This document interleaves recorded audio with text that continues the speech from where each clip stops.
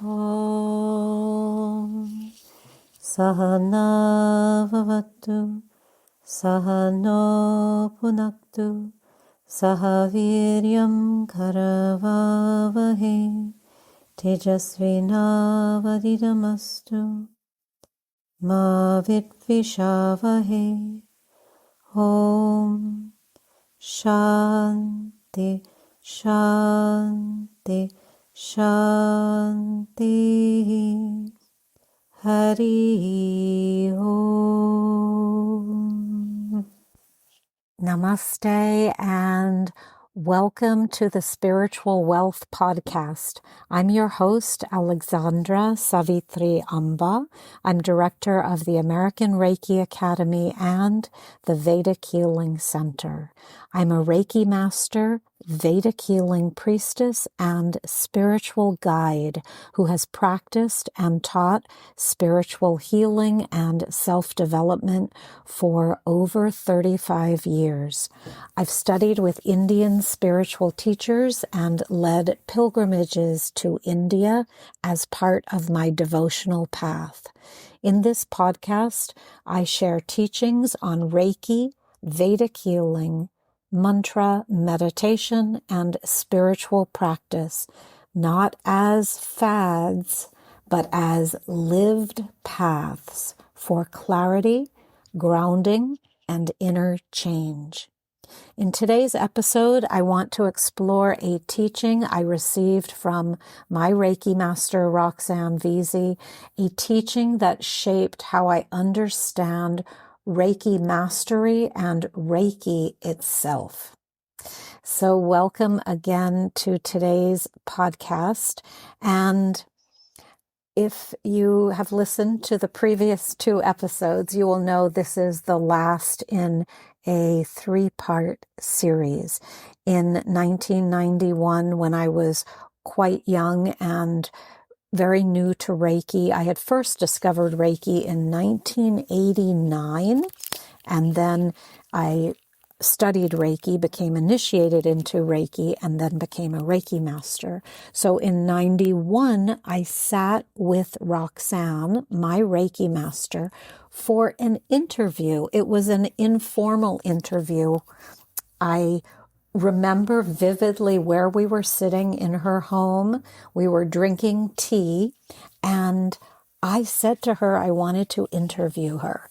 So I asked her questions the way anyone might, looking for definition, for clarity, and perhaps for a sense of arrival, like I had found something I wanted to explore further. And so I conducted this interview with her.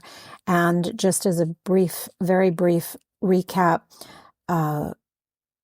Roxanne is no longer living. She passed away in August of this year. And I had received the clear direction sometime after her passing that she wanted to speak. And I thought, this is a little interesting.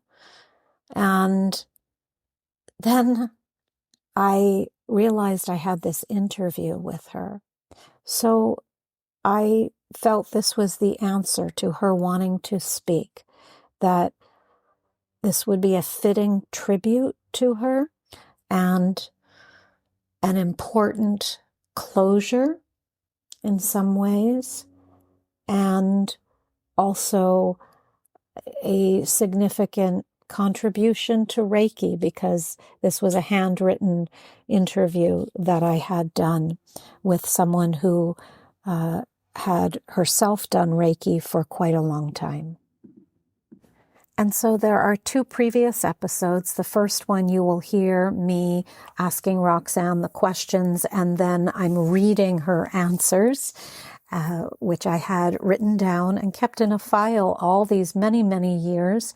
And then the second episode kind of elaborates on some of the key points. And this is the final episode. And I'm recording this also on the Winter Solstice, which is a time of deep reflection, going within, and a time of being still so that your energies can emerge anew as light starts coming back to the planet. So today, I want to share with you how Roxanne taught Reiki. I would say she did not teach Reiki as a ladder, although there are steps in Reiki. Instead, she taught it as, and this is the only analogy I can kind of think of, as a living current. She wasn't interested in who was above or below or advanced or beginner, or there was no ego involved. She was interested in how the work was moving in the world, in her students, in her life, and in the lives of everyone she touched with Reiki. So she really was committed to the idea of Reiki being alive and circulating, being expansive, and allowing that flow. And when I started that interview with her, if you listen to it, you'll remember this. And if you didn't listen to it, then I'll tell you now.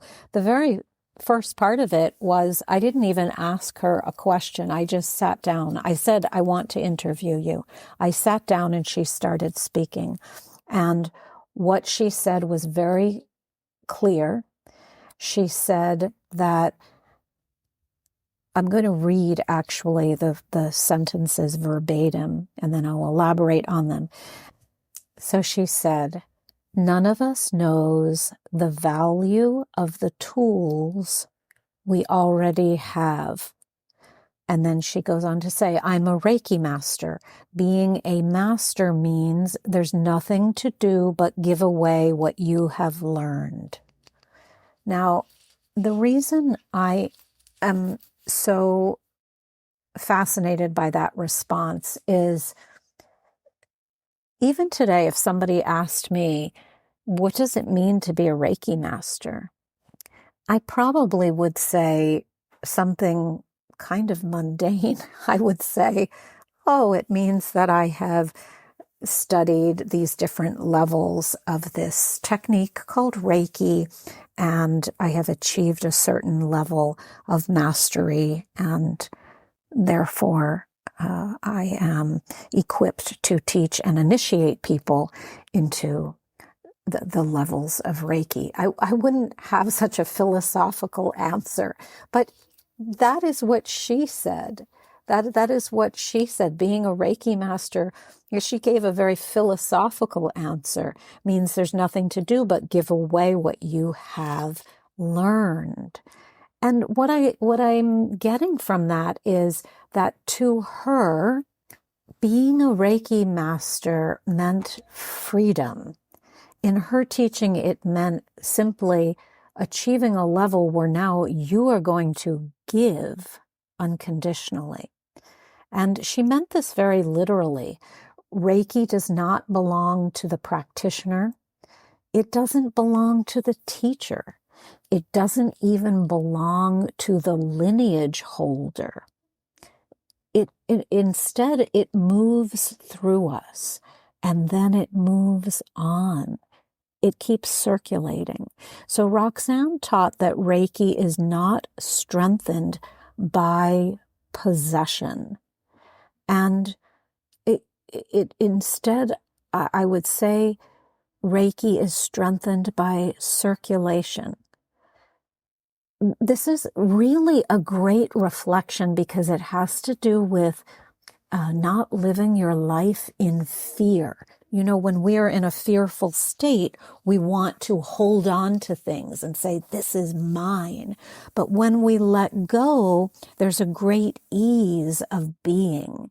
There's a fluidity. And this is how we manifest our dreams also in this fluid state. So the moment Reiki becomes something to protect, to control, just like anything, it begins to lose its integrity. And instead, when Reiki becomes something that you allow to flow, the current of Reiki, the current of healing, the current of self-expression naturally evolves. When anything is held onto, something essential is lost. And Roxanne warned against this, not with fear, not with judgment, but with clarity. To be a Reiki master in her teaching meant that the work no longer stops with you. You practice so the lineage continues, and you teach so that the current keeps moving. You teach in a spirit of generosity. And this was one of her, I would say, her really tremendous attributes, her generous spirit, her willingness to give to others so beautifully. But I want to make a clarification too, because sometimes healers get trapped into the space of over-giving. Anyone can, women can, men can also, but in particular, this is very common amongst women and women in the healing arts also. So this teaching is often misunderstood. Giving Reiki away does not mean over-giving. It also does not mean rescuing others. It does not mean exhausting yourself, abandoning yourself, or disappearing in service. And I put that in quotation marks. But it does mean allowing the work to flow while still understanding your own capacity to be of service. So being of service never means being in a state of exhausting yourself, over-giving. Roxanne modeled Reiki by teaching it clearly, by transmitting it carefully, and then by trusting her students to carry it forward in their own lives in a way that was honoring of their own voice and their own self-expression. And there was great dignity in this. There was a great beauty. There was freedom. There was deep respect for the intelligence of the practice itself to help shape and guide the practitioner. She trusted Reiki. She also trusted that once someone truly received it and worked with it, Reiki would continue through them in the way that it was meant to for them. So I would say how this guides my teaching today is that over the years, I've thought again and again about her generosity of spirit. And especially in moments when it would have been easier to hold back, easier to maybe turn Reiki into a personal possession rather than a shared current. Each time I return to what Roxanne showed me, that the work continues because it is given, and the lineage survives because the energy is moving. The teaching has shaped the way I work with students today. I don't train people to collect titles or push them through the levels. Instead, I train them to become clear vessels and to allow their intuition to guide them. People who can receive Reiki embody it, and then offer it onward with humility and respect. This is the real meaning of Reiki mastership. And so there's no hierarchy. There's no, she's better, her way is better, his way is better, her way is, not good, his way is too loud. Instead, there's just continuity. There's just the beautiful flow and self-expression of each practitioner taking the work and making it his or her own. So I hope this sheds some light on some maybe philosophical ideas about Reiki and about healing, and gives you something to ponder.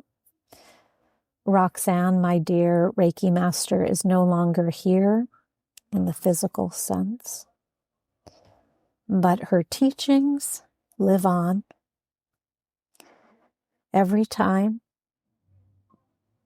Reiki is practiced by anyone with integrity and passed on without selfishness, every time someone gives Reiki without claiming ownership of it, every time the work is allowed to move freely as it was meant to. And the last thing I want to say is, I guess, if you are considering learning Reiki, know that it will shape you into a more beautiful expression of yourself.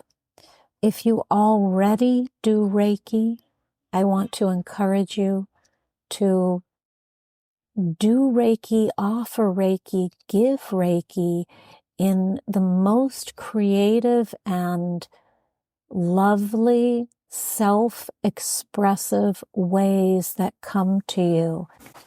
Ultimately, Reiki does not stop with the teaching. So the teacher, the Reiki Master, gives you the information, the initiation where the energy gets sparked in your energy field, in your hands, in your chakras. She gives you techniques. She gives you instruction. And then it is up to you to go forth into the world and start utilizing this beautiful modality in ways that perhaps have never been explored by anyone else. You have great freedom in this modality, as well as a structure. So you have both. You have guidance that is structured, and then you have the permission to allow your self-expression to help dictate the path of how the energy is flowing. And when I say dictate, it's not in any kind of forceful way. Guide. Let's say guide instead. So I'm not even going to edit this out because I said dictate, but I meant guide. Guide it. Allow the energy to guide you and to pull you forward. It's a friend. It's a friend asking you, try doing Reiki like this. Try giving Reiki to this situation. See what happens if you apply your Reiki to this conversation, to this project you're working on. See what happens if you delve into the ability to teach others Reiki. Move through the levels. Move through the different applications of Reiki, and again, even experiment with it. Reiki is energy. It's a modality and it's an energy. And the energy is always alive, guiding you, whispering to you, and asking to be used to flow through your system. So, in closing, I want to honor Roxanne, thank her for her teachings, for her kind contribution to this earth, for her generosity of spirit, for her great love, for her tremendous friendship, for her incredible wisdom. And I just want to thank her for having been here on this earth at the same time as I was living this lifetime. And I know if anyone is listening to this who personally knew Roxanne, you can join me in sending her love wherever she is, and in knowing that the spirit is eternal, that she, like all of our loved ones, is available for communication, for interaction, and for continued communion. As she said in that initial interview, that she saw after fasting the great interconnectedness between all of us. She physically saw it with her eyes. This is clairvoyance. It's a skill that we develop in Reiki. Sometimes it emerges in other ways, but through Reiki, it is often developed. And she accessed that, saw it clearly, and with that comfort, we also see our interconnectedness right now with one another, with all of our loved ones, either physically present or having moved on to another plane. And we send them our love and gratitude for their assistance and their incredible, incredible, incredible contributions to our lives. The last thing I will say is, without the connection with one another, we are operating as tiny little islands.